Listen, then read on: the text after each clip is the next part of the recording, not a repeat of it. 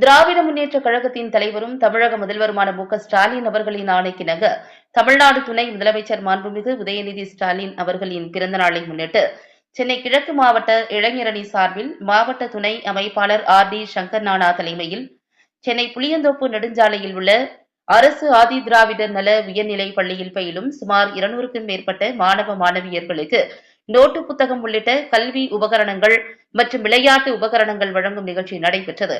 இந்நிகழ்ச்சியில் சிறப்பு அழைப்பாளராக எழும்பூர் சட்டமன்ற உறுப்பினரும் கழக சட்டத்துறை இணை செயலாளருமான வழக்கறிஞர் பரந்தாமன் கலந்து கொண்டு மாணவ மாணவிகளுக்கு புத்தகப்பை மற்றும் நோட்டு புத்தகம் உள்ளிட்ட கல்வி உபகரணங்கள், விளையாட்டு உபகரணங்கள் உள்ளிட்ட பொருட்களை வழங்கி சிறப்புரை நிகழ்த்தினார். இந்நிகழ்ச்சியில் எழும்பூர் சட்டமன்ற தொகுதி சார்ந்த முன்னாள் இந்நாள் கழக நிர்வாகிகள் மற்றும் இளைஞர் அணியினர் என பலர் கலந்து கொண்டனர்.